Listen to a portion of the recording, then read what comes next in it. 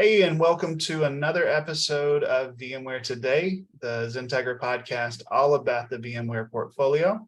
I'm your host, Phil Sellers. I'm also a solutions architect here at XenTegra. And what that means is I help customers on the pre-sale side and get to do all sorts of fun education type things like this podcast, workshops, webinars, lab trainings, all of those sorts of things that we try to do as a company to add value in the world. I'm joined today with a co-host, Donovan Linton. Donovan is a solutions architect on our XenTegra Gov side. Donovan, how are you doing today? I'm doing good in yourself, Phil. Doing really good. Thank you so much for joining me. Donovan was here for our last podcast as well.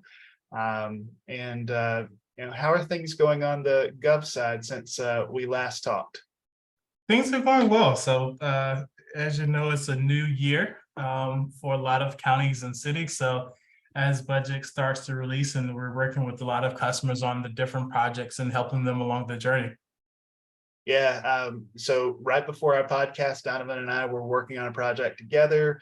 It's RFP season, so requests for proposals and bid season. So I know you've been busy working through technical requirements and working with your counterparts to try and get some of these proposals together. That's exciting. That all comes with new budget season too.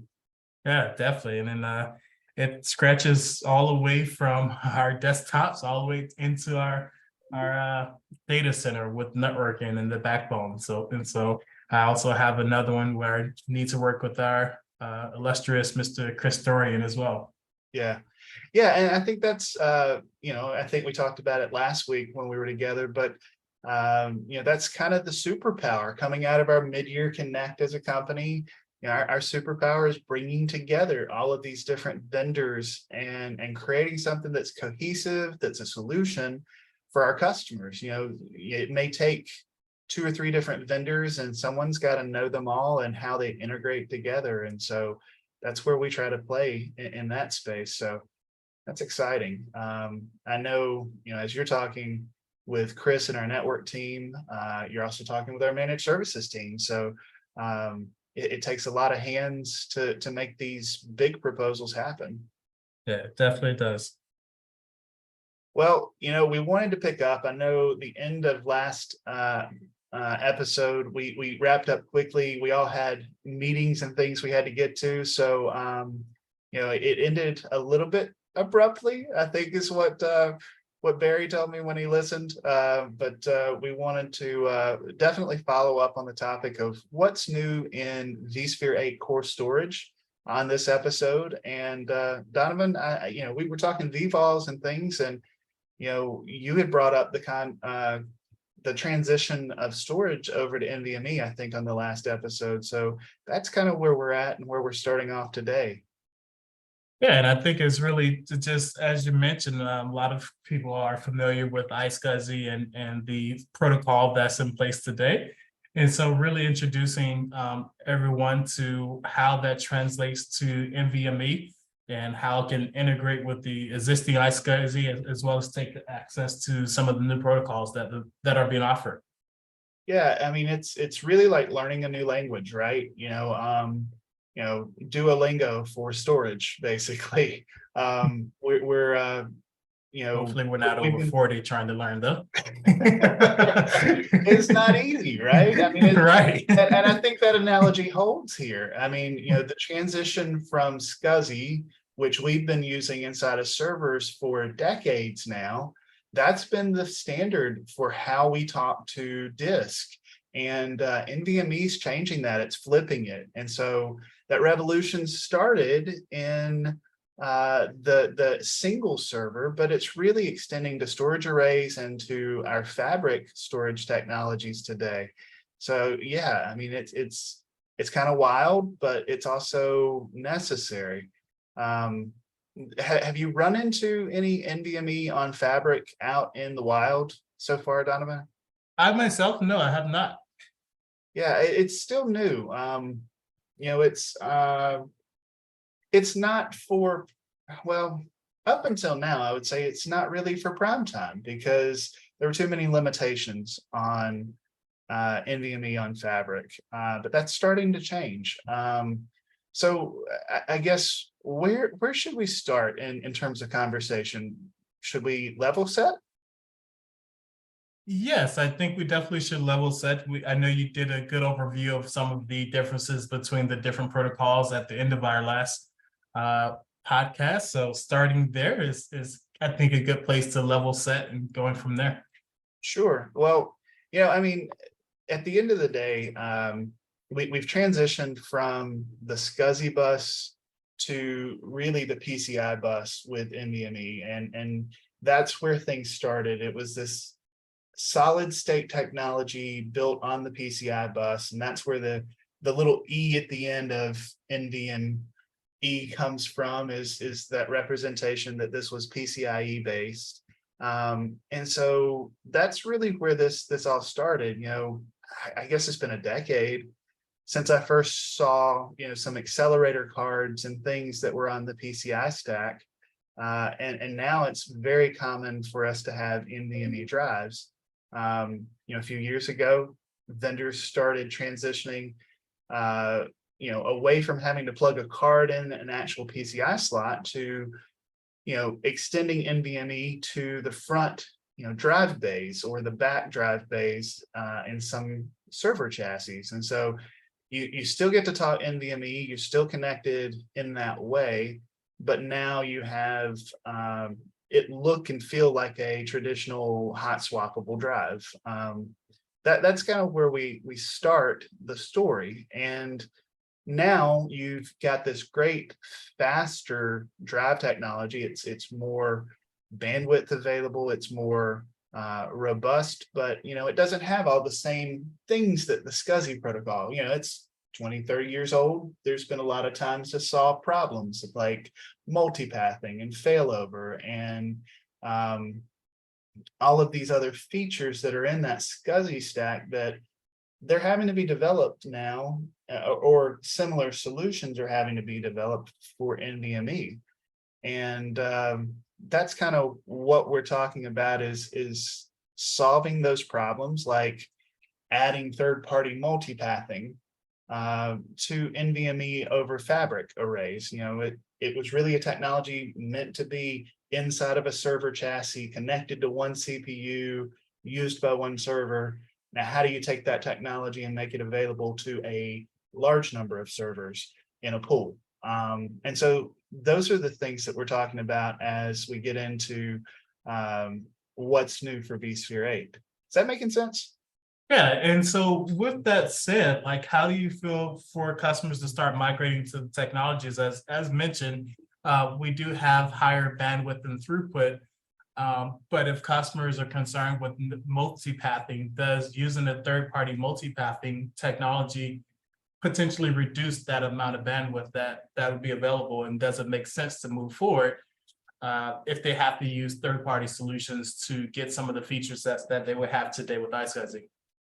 Yeah, I mean, a lot of the NVMe based arrays that I see on the market, if I think about a Pure Storage or, some of the things that are available from Dell or HPE, you still have iSCSI as that interface protocol to your vSphere host. So that's not going away.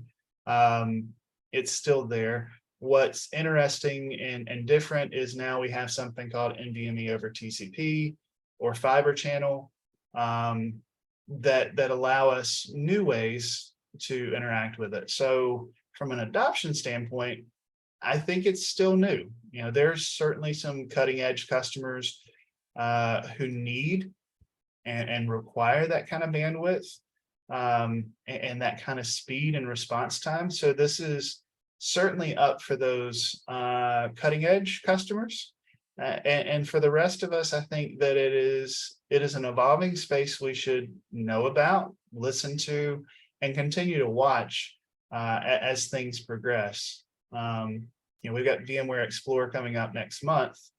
Actually, not next month, this month. This month. Yeah, I was gonna say it's August 1st. So, in just a few weeks, we'll probably hear more in this evolving kind of storage conversation. So that'll be interesting for us to follow up after the event. By the way, are you going out and are you joining me at VMware Uh, Explore? I will be joining you, sir. That's awesome. So hopefully we can meet and greet some folks, and spend some time chatting through all the new things that are going to come out. But I was going to say a few years ago at this event was the first time I really saw NVMe over Fabric, and it was in a lab section. VMware was working closely with Intel and partners.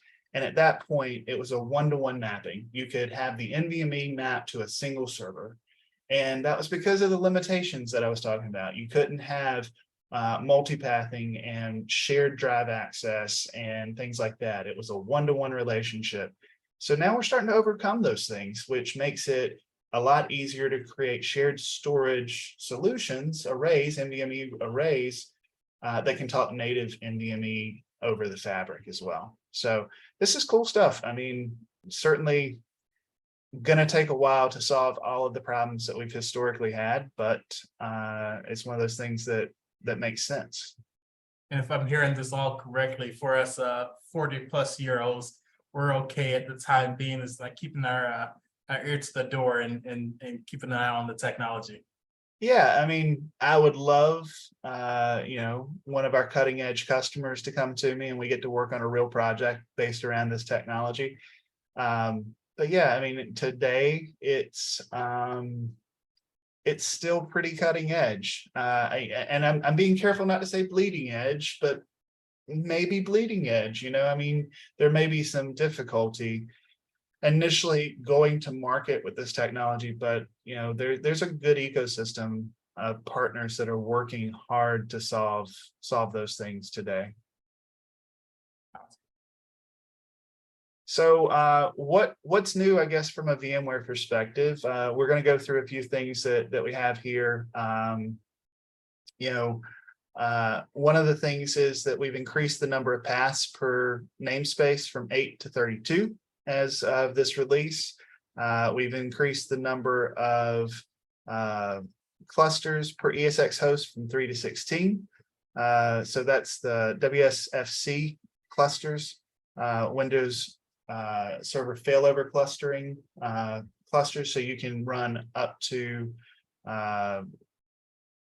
16 on a single on the same set of ESXi hosts. So we're seeing these things change over time and limits increasing. That's one of the fun things about watching a evolving technology. But I mean, from a NVMe over Fabric, I mean, what questions do you have or concerns as you're talking to customers, Donovan? Again, no real big concerns as of yet. So being honest here, I was introduced more so to the technology on our last podcast. I wasn't even aware that it was there. So I haven't really, and I'm gonna think that is true for a lot of the customers because this hasn't come up in a lot of conversations either from that perspective. Yeah. And I think that's the thing. As technologists, particularly in our roles, being able to advise customers what's coming is important. That's one of the reasons I like topics like this that are a bit more futuristic.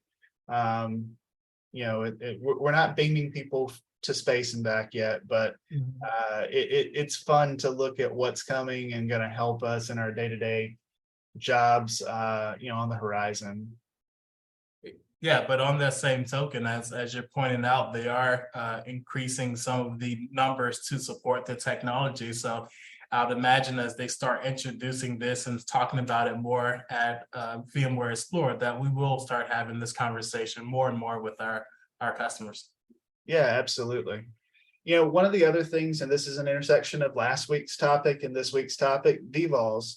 So NVMe over Fabric vVols is something that VMware has been working to create. So this was introduced with version 8.0. Some of the things we were talking about just now with NVMe over Fabric were introduced in update 1. But vVol support is now there for your NVMe over Fabric. So we're getting the same things we talked about last week, where it's very easy and simple to maintain. You've got access to the entire pool of storage. You're no longer managing LUNs. You've got all of those things coming to NVMe over Fabric. So I hope that the combination of these two technologies actually drives adoption for vVols, because I'm a huge proponent of doing storage policy-based management and just simplifying our administration when it comes to VMware storage. So, having this is on the table, this option is really cool. From a vVol perspective, what resonated with you, I think, most as we kind of talked about it during the last episode? Really, you talked about some of the policies that we're able to do with vVols, and I think that's going to be a game changer. Yeah, I mean, being able to do guaranteed access or limits to the number of IOPS or the characteristics of the backend storage. I mean, that's the power of storage policy. No more noisy neighbor. Each VM has its own disk. So yeah, I mean, those are all great advantages, I guess is the right word to add to that. So as VMware has come out with NVMe over Fabric vVols, there's some things that are different. So wanted to go through a few quick topics that have equivalents, but NVMe over Fabric is different. But the implementation of vVols had to evolve as well. In traditional SCSI vVols, we had the storage container.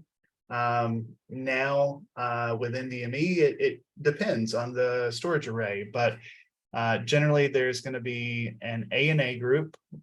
This is brand new for me as well. An ANA group is an asymmetrical namespace access.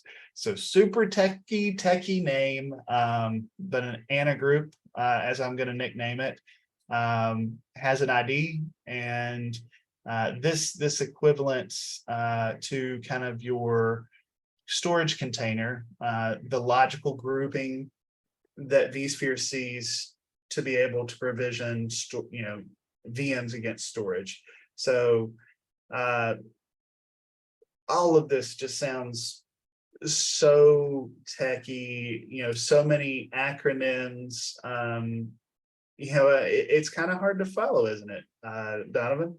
It is, and I'm trying to just think about like why they chose the asymmetrical name is having two apps that are different. It's like in IT we never have that, right? Yeah, we certainly love our acronyms, but I mean, I guess at a very simple level, we need something to identify this storage pool, this array, to vSphere to be able to consume it. And so an ANA group or traditional vVols, a storage container, that's our large level identifying structure. That's saying, here's the pool of storage. And, at that level, with a storage container, you can set limits, how much available storage is presented to this storage container. So I expect the same thing is available with a ANA group here in the NVMe.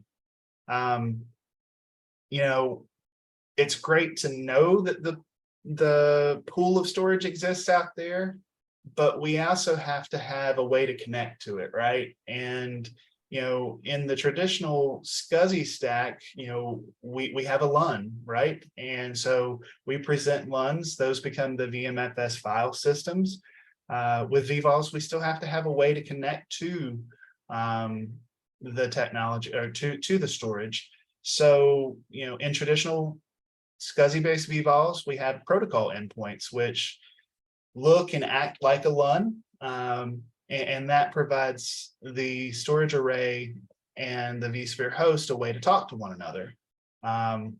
So VMware's changing things up a little bit on us. And so NVMe over Fabric vVols, we no longer have the protocol endpoint. there's not a physical one. The protocol endpoint's now just a logical representation of where the ANA group and the vVols reside. So, a little different, but still have to have a way for it to talk.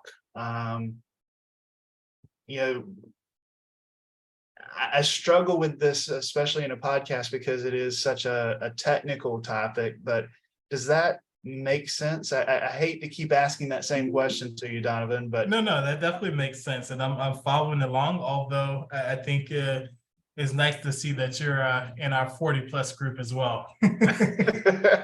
Hey, I mean, this is the thing though, right? I mean, there's no shame in saying, hey, I've never seen that before in our Not at all. industry. Because it's changing all the time. There's things that are constantly coming out, constantly being new. So, I don't consider myself a lightweight. I've been around the space for 20 years, but there's always something new that we can learn. There's something different that's coming out. And so that's the fun of talking like this together, and just trying to get learning on. So yeah, I joke, but honestly, I mean, to be 40+ and still in this industry is saying a lot, because as we know, nothing stays the same. There's always brand new technology. It's going to change somehow. And so I think we've grown to really appreciate the times, and most of us are still here because we do love the technology and love to keep up with it. So I do joke, but it's we're still here. That's right. We're still here, and hopefully we've got another. I hate to say 20 years in us. I don't know if we have 20 years, but like during COVID, I built a computer for the first time in maybe 10 years before that. And even then, like, I can just do this, no problems. But just learning about all the new technologies and different things, even from building the local computers, it kind of speaks to that, and speaks to some of these things. Like, we go back 10 years ago, nobody knew what the NVMe was. Right. And now we all have it today in our desktop. So, or I'm maybe dating myself. I still love a desktop. Well, not only our desktops, but it's ubiquitous, right? I mean, it's in our desktops, it's in our phones, it's in our tablets. We've grown accustomed to that speed that we're talking about here. And so now we're bringing that to the enterprise level. Oftentimes it comes to the enterprise first, and then it trickles down into other places. But with this technology, it really started in personal devices, and now it's making its way to the enterprise. So it's a great example of where that cross-pollination happens in our industry. And also a great example of how the cost is also being more manageable with those type of devices as well. Yeah, I mean, I had that thought and then it escaped me so thank you for bringing that up. Yes, as we're quoting out hardware and refreshes for customers, Donovan and I are both seeing that NVMe is often less expensive than the SCSI-based SSD options when we're doing configurations. So there's a cost savings to be had, if you're looking at NVMe. I know there was the transition from spinning disk to SSD that happened, I don't know. I keep saying 10 years ago because I've lost all concept of time. But say 10 years ago, when we moved from spinning disk to SSDs, there was this significant price increase. But then that's leveled out and becomes standard over time as we manufacture more. But NVMe is a step in the other direction, where it actually can represent a cost savings to a customer if you're doing local NVMe disks. On top of the speed performances that it brings, the additional bandwidth. Absolutely. Much faster, much more efficient access to those SSD storage devices. Well, to the solid state storage. SSD being a SCSI, I guess, construct, gets confusing sometimes. So, as we talk about NVMe, vVols, we talked about the ANA group, the ANA group, as I'm calling it, analogous to our storage container. Then we have our virtual protocol endpoints, which very similar to the protocol endpoint, few differences, but really the way that the array and the host talk to one another. The last level is something we're pretty familiar with, the LUN level. And so as we talked about, every different file, every disk represented by the virtual machine gets its own volume inside of a vVols implementation. So you've got config, swap, data, and memory. So you've got like your swap for any memory that you have to write out to disk. You've got your actual data VMs, which you think of as like your C drive, your D drive, and a Windows VM. Your config, your VMX file, all of those things become a volume on a vVols array. And so that's the equivalent of what a LUN was on a traditional array. So in the NVMe over Fabric vVol world, that becomes a namespace. So it was a volume or really didn't have a name, I guess, in a traditional vVols, but it was a volume presented. Now it's going to be a namespace. So at a high level, that's the way that VMware has chosen. Very, very super techy implementation for NVMe and vVols. But there's another blog post out here that's linked. It's called vVols with NVMe, a perfect match. It's out on the VMware website if you Google for that. But it goes way more into the weeds than we can possibly do here on a podcast. But it's a great resource and a great way to continue to go deeper and learn more about this topic. So pop quiz for Donovan, because I'm super mean coworker that way. What were the three major concepts for NVMe over Fabric?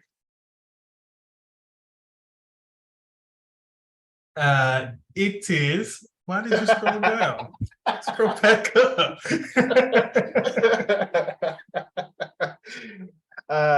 Scroll back up. I love that. Let's read Anna group. Yeah, that's right. An ANA group, virtual protocol endpoints, and namespaces. I love having fun with Donovan. He is one of my favorite people to work with. So you have to forgive me for picking on you, Donovan. No worries. So a few other things happening in vSphere storage. We've included new scale when we talk about this support. So more namespaces, more paths. When we're talking about NVMe over Fabric, you can extend reservation support to an NVMe device. So this is particularly useful with Windows Server failover clusters. And today, this reservation support, it only supports Fiber Channel. We can expect that in TCP and other places in the future, I expect. You've got auto discovery now for ESXi. So this allows you to go out and talk to the storage and figure out what's actually connected. So ESX sends a multicast query out, and the providing discovery services, provide information back. So that's pretty cool. Donovan, I'm interested in this topic. Have you ever run into unmap when you've talked to customers about their storage? I have, but it's been a while. Yeah.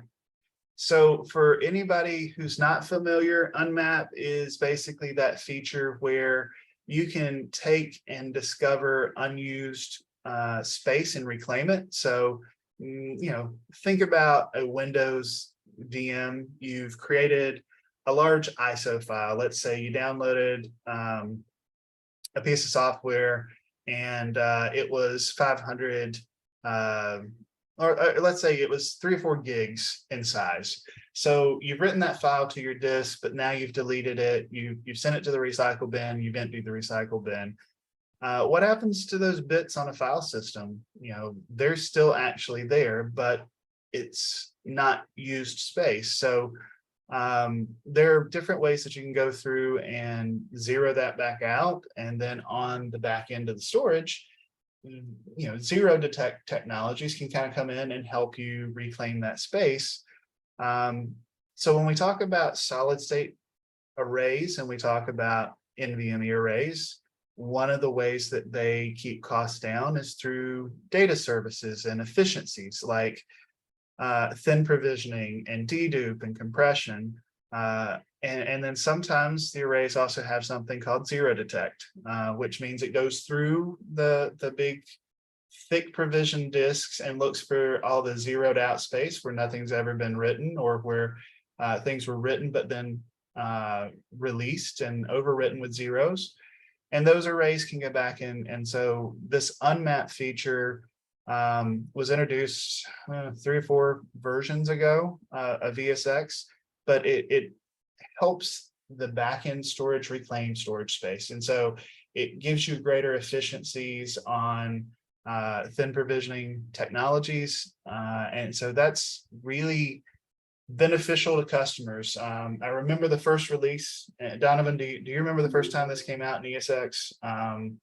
It was a little bit of an issue for customers.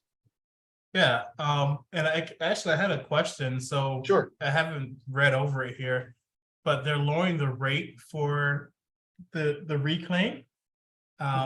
Is that because potential issues of other of the disk itself, like allowing the disk to be able to run other functions without taking the performance hit?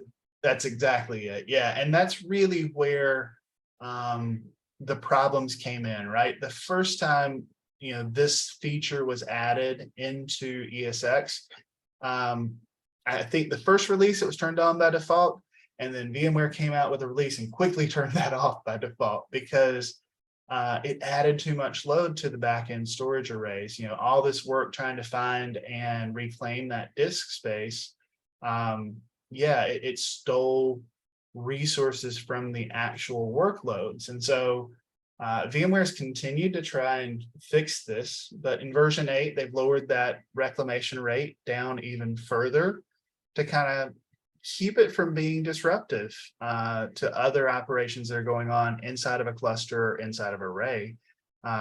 So yeah, the benefit, versus the cost, the resources to run this was definitely too high in the past for customers. And so it's one of those things where VMware's continued to try and push into this space because, again, there is a huge cost upside if we can run these operations. But yes, you only want to run it when it's not disruptive to your other workloads. So great question.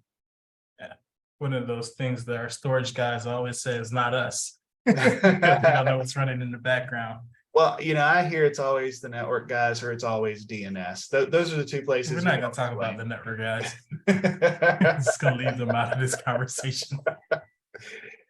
Exactly. Well, yeah. So a lot of this technology, I mean, if we have to sum it up, I mean, it's pretty incremental outside of the NVMe conversation, which is definitely pushing things a lot forward. But, as we've seen with VMware in the past, especially with vSphere releases, higher limits, higher capabilities, added features.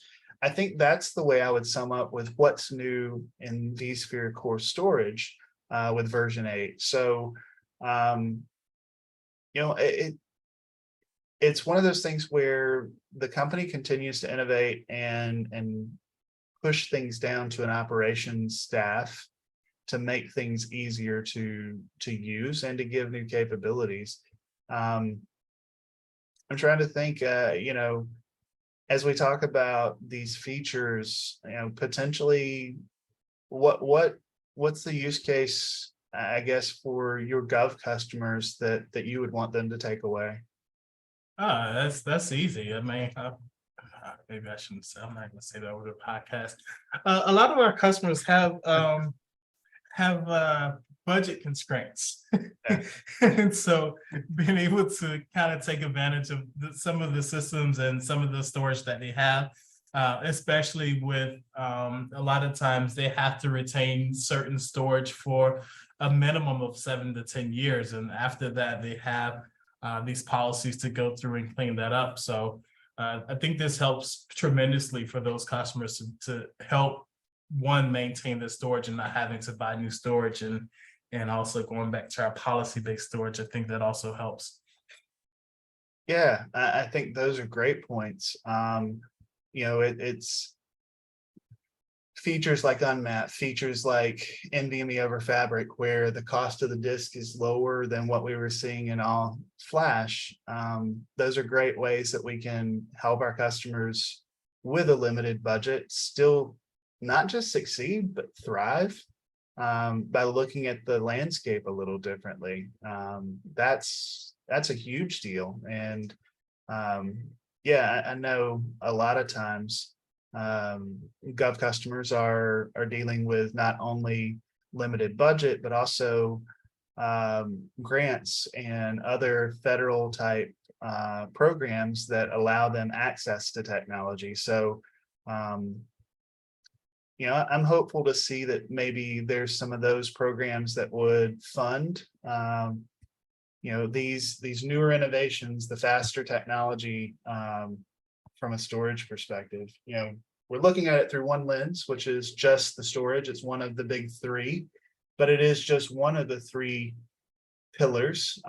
We've got lots of innovation happening in the networking stack as well. So maybe that's a topic where we go for our next podcast. What do you think, Donovan? Yeah, I think so. I think that'd be a great topic. Yeah, networking is another thing, especially when customers start to scale out of a single data center.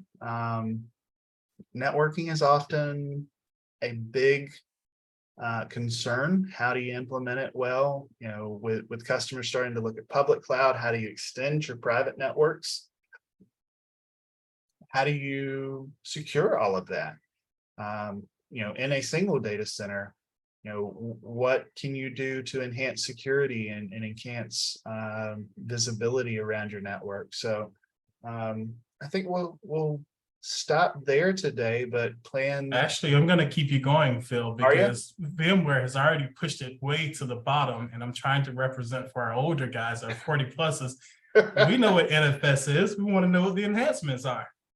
Oh, okay. Yeah. So I wasn't going to talk about it, but let's talk a little bit about it. So, NFS, network file system, been around forever. I mean, this is a Unix technology at the end of the day. So it's been adapted and brought forward, but it is one of the other ways that you can get access to shared storage from a vSphere cluster. So I think most customers tend to run some sort of iSCSI or fiber channel storage arrays with traditional LUNs and VMFS file systems, but NFS is still there. So I love the note here from VMware. Engineering is always looking at ways to enhance storage resiliency. That's the name of the game from a storage standpoint. So a couple of things that vSphere 8 has brought to us. You can retry NFS storage mounts on failure, and you can have NFS mount validation. So both of these new enhancements to help customers, establish more resiliency when they're using NFS as their backend storage for their virtual machines. Sounds like they are just going to make it harder for us to delete those storages. We can't mount them anymore. Well, that's where security gets a bad rap, right? Adding security features and validations.